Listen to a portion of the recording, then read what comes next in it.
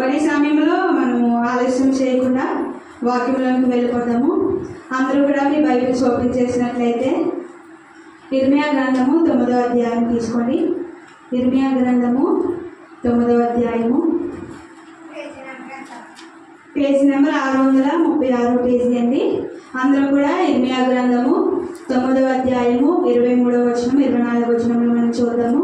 యెహోవా ఇలాగ సెలవిచ్చుచున్నాడు, జ్ఞాని జ్ఞానమును బట్టి, శూరుడు తన శౌర్యమును బట్టి అతిశయింపకూడదు, ఐశ్వర్యవంతుడు తన ఐశ్వర్యమును బట్టి అతిశయింపకూడదు. ఒకసారి అర్థమండి. దేవునికి స్తోత్రం. హల్లెలూయా. మనం అందరూ బైబిల్స్ ఓపెన్ చేశారండి, చూస్తున్నారు కదా. ఇర్మియా గ్రంథము 9వ అధ్యాయము 23వ వచనము అక్క చదివిన అందరూ విన్నారు కదా.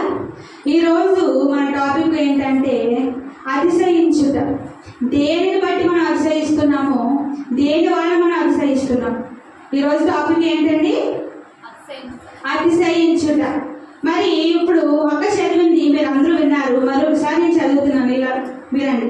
యెహోవా ఇలాగ సెలవిచ్చుచున్నాడు, జ్ఞాని తన జ్ఞానమును బట్టి, శూరుడు తన శౌర్యమును బట్టి అతిశయింపకూడదు, ఐశ్వర్యవంతుడు తన ఐశ్వర్యమును బట్టి అతిశయింపకూడదు.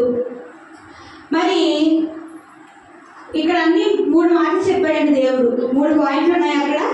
ఆ 3 పాయింట్లను ఎక్స్ప్లెయిన్ చేసే ముందు మిమ్మల్ని క్వశ్చన్ అడుగుతాను. ఆన్సర్ చెప్తారండి, నాకు జవాబు చెప్తారు. నాకు చెప్పాలండి, హుషారుగా ఉండాలి. అందరూ భోజనం చేసే వచ్చారండి, భోజనం చేసే వచ్చారు కదా. 2 సార్లు తినొచ్చారంట. మరి చెప్తున్నారు. మరి మళ్ళీ చెప్తున్నాను, ఈరోజు టాపిక్ ఏంటంటే అతిశయించుట. మిమ్మల్ని క్వశ్చన్ అడుగుతాను అన్నాను కదా, ఆ క్వశ్చన్కి ఆన్సర్ చెప్పండి. మరి నాకు మీరు దేనిని బట్టి అతిశయిస్తున్నారు? మీరు దేనిని బట్టి అతిశయిస్తున్నారు? నేనైతే దేవుని బట్టి అతిశయిస్తున్నాను. ఆమేన్, హల్లెలూయా. ఇంకా దేనిని బట్టి అతిశయిస్తున్నారండి మీరు? పాఠంగా చెప్పేసి అసలైన పాయింటే దేవుని బట్టి మనం అతిశయిస్తున్నాం. హల్లెలూయా. మరి మీరందరూ దేవుని బట్టే అతిశయిస్తున్నారన్నందుకు నేను ప్రత్యేకంగా మరి మీ అందరికీ వందనాలు తెలియజేస్తున్నానండి. మరి లోకంలో మనం చూసుకుంటే చాలా మంది దేని బట్టి అతిశయిస్తున్నారంటే వాళ్ళకున్న ధనమును బట్టి, వాళ్ళకున్న జ్ఞానమును బట్టి, వాళ్ళకున్న బలమును బట్టి వాళ్ళు అతిశయిస్తున్నారంట. ఇక్కడ ఇర్మియా గ్రంథము 9వ అధ్యాయము 23వ వచనంలో ఏం చెప్తున్నాడంటే జ్ఞాని తన జ్ఞానమును బట్టి అతిశయిస్తున్నాడంట.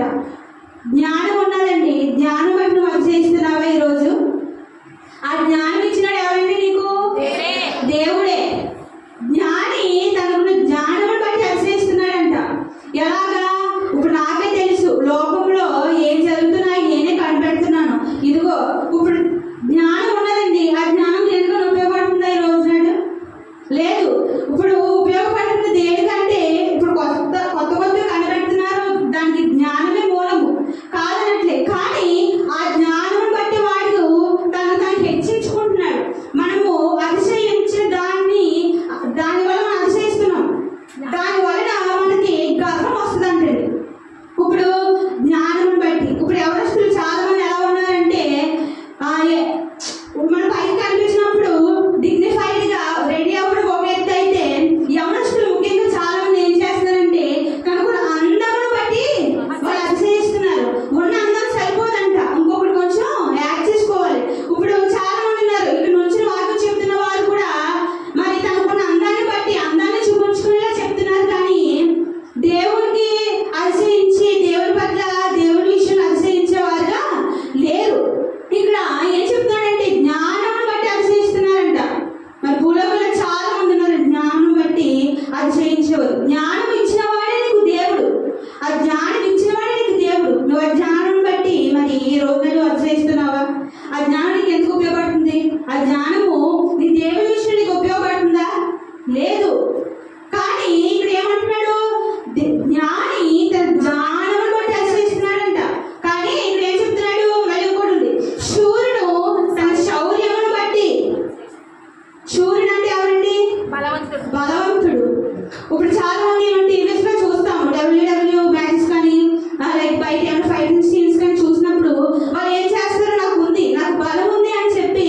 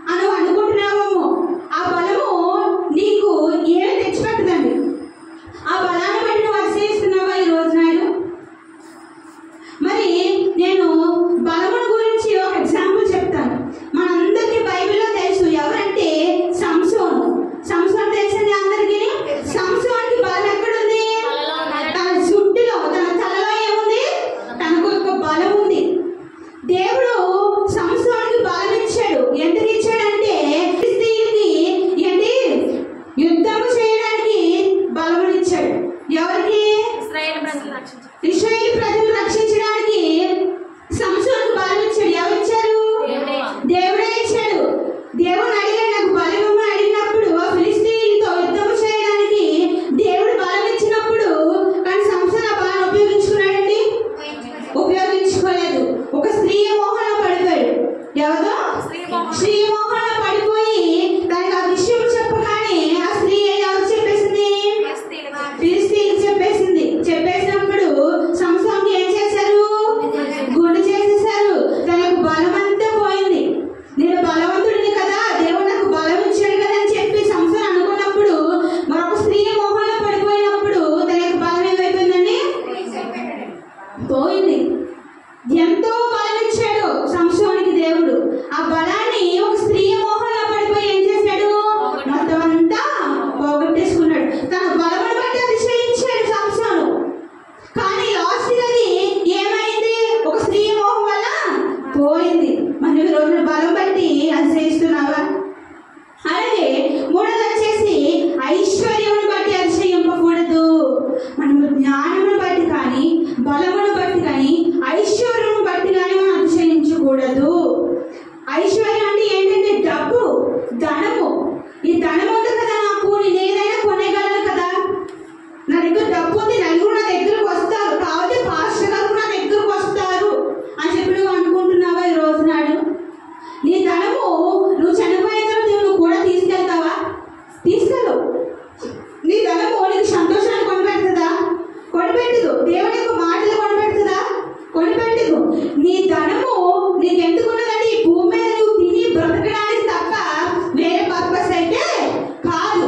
నువ్వెంత కూడబెట్టు డబ్బును కానీ, ధనమును కానీ, బంగారమును కానీ, వెండిని కానీ, అవన్నీ దేవుని దృష్టిలో వ్యర్థము. మనము ఈ బంగారము, ఈ ఐశ్వర్యము, ఈ ధనమును సమకూర్చుకుంటే నాకు డబ్బు ఉంది కదా అని చెప్పి అనుకుంటే దేవుని విషయంలో మీకు ఇంత కూడా విశ్వాసం ఉండదండి. డబ్బులు పెట్టి మీరు అతిశయించారంటే దేవుని దృష్టిలో మీరు ఇంకా ఏమంటే ఒక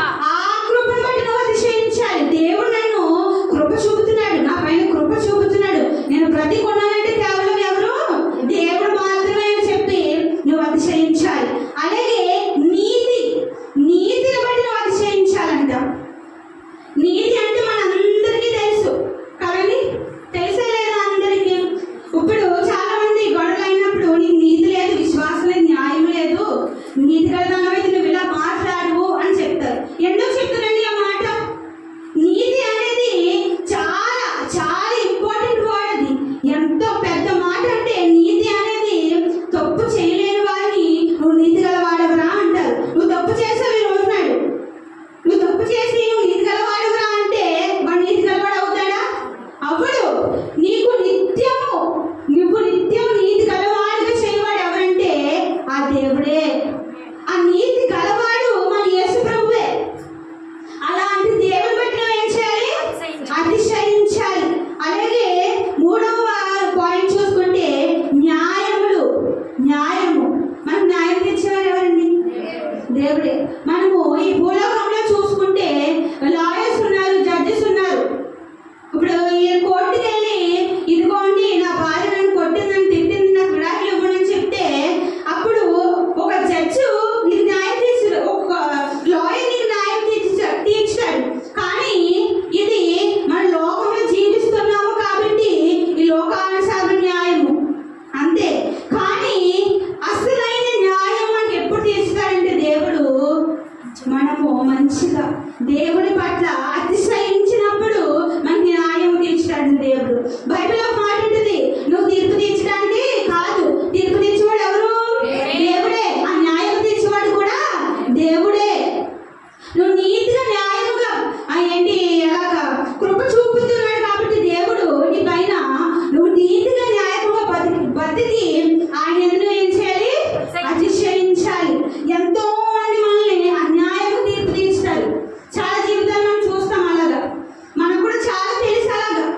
పాపం రా, అమ్మాయి తప్పు చేయలేదురా, అబ్బాయి తప్పు చేయలేదురా, అన్యాయంగా అమ్మాయికి న్యాయం తీర్చారు, అమ్మాయికి అన్యాయం జరిగిందిరా అని చెప్తాం.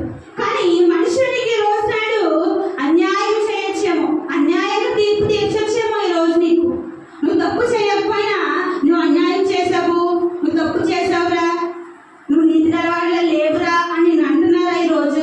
దేవుని బట్టి నువ్వు అతిశయించు, ఆటోమేటిక్గా దేవుడు నీకు న్యాయం తీర్చుతాడు. మరి మనందరికీ తెలుసు దేవుడు ఎలాంటి వాడు? న్యాయం తీర్చేవాడు, కృప చూపువాడు, కలిగించేవాడు, బలం ఇచ్చేవాడు. అన్ని మనకి దేవుడు చేస్తున్నప్పుడు మన యొక్క బలమును బట్టి, నీ యొక్క ధనమును బట్టి నువ్వు ఎందుకు అతిశయిస్తున్నావు ఈ రోజు నాడు? మీకు ఒక స్టోరీ చెప్తాను, మనందరికీ తెలుసు. నేను ఎగ్జాంపుల్గా లూసిఫర్ గురించి చెప్తాను. లూసిఫర్ అంటే సాతాన్. అందరికీ సాతాన్ తెలుసండి. సాతాన్ ఎలా వచ్చాడో మీ అందరికీ తెలుసా?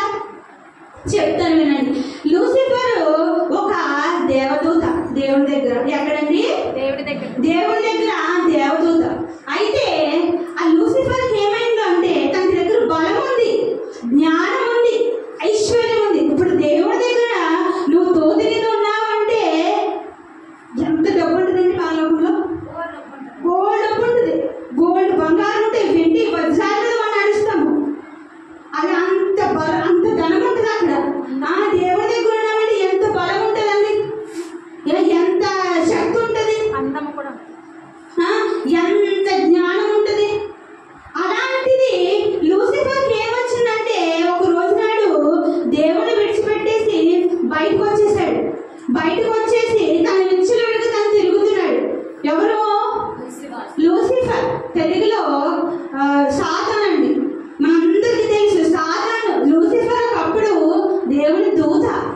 కానీ తన జ్ఞానం ఉందని, తనకి డబ్బు ఉందని, తన యొక్క ఏమంటారు బలం ఉందని చెప్పి బయటకు వచ్చేసి విచ్చలవిడిగా లోపల తిరిగిలాడుతున్నాడు ఆ సాతాను. మరి నీ దగ్గర డబ్బు ఉంది, నీ ధనం ఉంది, నా దగ్గర అందం ఉంది, అందరి చందాలు ఉన్నాయని చెప్పి వచ్చేస్తున్నావా ఈ రోజు నాడు? ఒక్కసారి ఆలోచించండి. దేవా నేను నిన్ను బట్టి అతిశయించట్లేదు ప్రభా. మీ మనసులో మీరు మాట్లాడుకోండి. ప్రభా నాకు డబ్బు ఉందని నేను డబ్బును అతిశయిస్తున్నాను ప్రభా, నాకు జ్ఞానం అతిశయిస్తున్నాను ప్రభా.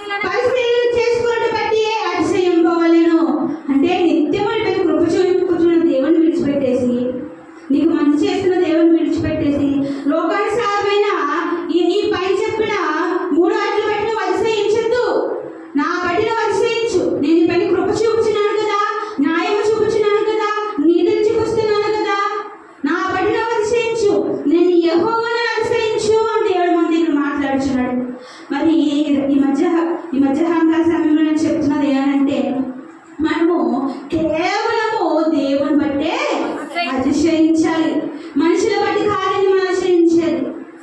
అర్థమవుతుందండి? ఇప్పుడు తల్లిదండ్రులు గొప్ప హోదాలో ఉంటారు, వారి పిల్లలు ఏమని ఆశ్రయిస్తారు?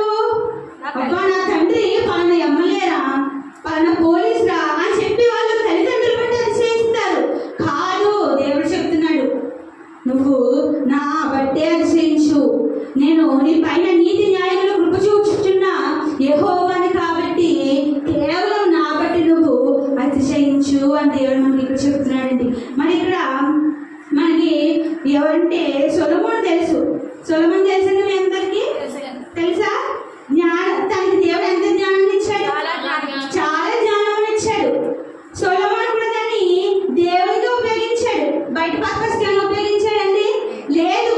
ఎందుకు ఇచ్చాడు దేవుడు జ్ఞానమును? ఆ యొక్క మందిరమును నిర్మించడానికి సొలొమోనుకి జ్ఞానం ఇచ్చాడు దేవుడు. ఉత్తరం చేశాడంటే జ్ఞానమును సొలొమోనుకి చాలా. సొలొమోను అడిగాడు, ప్రభువా నాకు జ్ఞానం ఇవ్వు, నేను దాంట్లో అన్ని సంపాదించుకుంటాను ప్రభువా అని. మరి విన్నాడు దేవుని ఏమడుగుతున్నావు? నువ్వు దేని గురించే దేవుని అడుగుతున్నావు? నువ్వు దేవునికి ఇస్తే ఆ దేని ద్వారా ఉపయోగించుకుంటున్నావు? జ్ఞానమును ఓన్లీ సన్నిధిలో ఉపయోగించినావు, పాటి విషయంలోను, వాక్యం చదివే విషయాన్ని జ్ఞానం ఉపయోగించినప్పుడు ఆ జ్ఞానమును దేవుడు ఆశ్రయిస్తాడండి. ఆ జ్ఞానం బట్టి మీకు అతిశయం అనేది వస్తుంది. అప్పుడు కదా నాకు ఈరోజు దేవుడు జ్ఞానం ఇచ్చాడు, అది నిన్న సన్నిధిలో ఉపయోగించుకున్నాను అని చెప్పి మనం అతిశయించాలండి. అలాగే బలము, చాలా మంది బలం ఉంటుంది కానీ మందిరానికి వచ్చినప్పుడు దిగాలు పడిపోతారు. ఏరా అంటే చర్చికి వెళ్ళాలంటారా బాబు, నాకు అది ఎత్తమంటారా, ఇది ఎత్తమంటారా, అది బయట ఎట్టమంటారా, ఇది బయట ఎట్టమంటారా, అందుకని నేర్చుకోవడానికి వచ్చింటే నన్ను ఎవరు ఏం అడగరా అని చెప్పి ఆ దగ్గర బలం ఉన్న శక్తులను ఏం చేస్తాడు? పూల కూర్చుని పోతాడు, నాకు బలం లేదు అని. ఆ బలాన్ని నువ్వు ఎక్కడ ఉపయోగించుకోవాలి? నీ మందిరంలో ఉపయోగించుకోవాలి. ఇప్పుడు ఎవరస్తులు ఉంటారు, మగవాళ్ళు ఉంటారు, వాళ్ళు ఏంటి, వాళ్ళ దగ్గర బలం లేకపోయినా ఆ బలం ఉన్నట్టు చర్చిలో పనులు చేయడం కానీ పాస్టర్లకు సహకారంగా ఉన్నప్పుడు దేవుడికి బలం ఇచ్చేస్తాడు. ఆ బలాన్ని బట్టి నువ్వు ఆశ్రయించాలి, అంతేగాని బలం ఇచ్చాడు కదా అని చెప్పి నువ్వు దేవుని సన్నిధిలో ఉపయోగించుకోకుండా బయటకు ఉపయోగించుకుంటే దానివల్ల ఏ ఫలితము ఉండదు. అలాగే ధనము విషయంలో, ధనము మన ప్రస్తుత జీవితాల్లో చాలా ముఖ్యమైనది. ధనము లేదే నీ దగ్గరికి అవ్వదు రాదు. అదేంటి ప్రశ్న, ధనం ఉంటే మనం అతిశయింపకూడదు అన్నావు. ఓకే, మా ధనం ఉంది, మా ధనం వల్లే కదా మన దగ్గరికి అందరూ వస్తారు, ధనం వల్లే కదా మనకు మర్యాద వస్తుంది అని మీరు అడుగుతున్నారా? ఆ ధనము ఉన్నంత కాలం మన దగ్గర సంతోషం ఉండదు, దేవుని దగ్గరికి రాడు. ఆ ధనం ఉన్నా సరే అది నువ్వు దేవుని పైన ఉపయోగించాలి. ఇప్పుడు ఉపవాస ప్రార్థనలు జరుగుతున్నాయి. ఇదిగోండి పాస్టర్ గారు, నేను ధనాన్ని సమకూర్చుకున్నాను, అది మీకు ఇస్తాను, మీకు ఎంతో కొంత ఉపయోగపడుతుంది కదా, మీరు వాడుకోండి. ఇచ్చావు, అది ఒక మంచి పని కాబట్టి ధనమును అతిశయించకుండా ఆ ధనమును బయట వ్యక్తికి ఇచ్చావు కాబట్టి దేవుడు నీ బట్టి అతిశయిస్తాడు. అప్పుడు అర్థమవుతుందండి? ధనమును నీ అంతటి నువ్వే దాచుకొని అది అలా బీరువాలో లాగేసి పెట్టుకోవడం కన్నా నలుగురికి ఆ ధనాన్ని నువ్వు పంచిపెట్టు. ఆ ధనాన్ని బట్టి నువ్వు అతిశయించినప్పుడు నా దగ్గర ధనం ఉంది, నేను రోజు అందరికీ పంచిపెడుతున్నాను, దేవుడిని దీవిస్తానని చెప్పి నువ్వు అతిశయించినప్పుడు ఆ ధనం అనేది రెండింతలు అవుతుంది కదా. అప్పుడు ధనం ఉన్నది కదా ఎవరికి చెప్పకూడదని చెప్పి దాచేసుకుంటే ఎలా కుదురుతుంది? ఆ ధనం అనేది పరలోక రాజ్యంలో నిన్ను చేర్చదు. ధనవంతునికి పరలోక రాజ్యంలో చోటు లేదు. మీకు జ్ఞానము కావాలైనా, బలము కావాలైనా, ధనము కావాలైనా నీ మందిరాన్ని వచ్చి నువ్వు ప్రార్థించు. దేవుడిపై నువ్వు అతిశయించినప్పుడు నీకు బలం ఇస్తాడు దేవుడు, నీకు ధనముని ఇస్తాడు, నీ యొక్క నీతిని ఆయన హెచ్చింపజేస్తాడు. అర్థమవుతుందండి? మరి ఈరోజు మరి మీరు దేని బట్టి అతిశయిస్తున్నారు? దేని బట్టి నేను అతిశయింపకూడదు ప్రభువా అని ఒక తీర్మానం చేసుకోండి. ప్రభువా నేను దీనిని బట్టి అతిశయిస్తాను, దీనిని బట్టి అసలు అతిశయించినా అది వద్దు ప్రభువా అని చెప్పి దేవుళ్ళు మనము అతిశయిద్దాం. అందరికీ వాక్యం అర్థమైందండి? మరి దేనిని బట్టి మీరు అతిశయించాలో మరొకసారి మీ హృదయాలతో మీరు మాట్లాడుకొని మరి దేవుని బట్టి అతిశయించాలని నేను ఇప్పుడు ఈ సమయంలో నేను చెప్తున్నానండి. మరి దేవుని బట్టి మీరు అతిశయిస్తే మీరు కోరుకో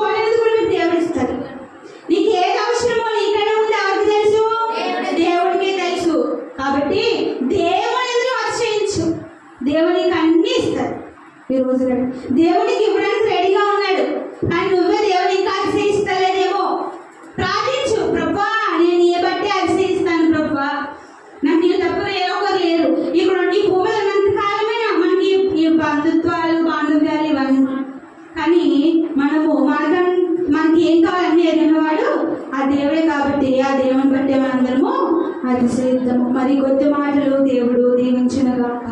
హల్లెలూయా, హల్లెలూయా.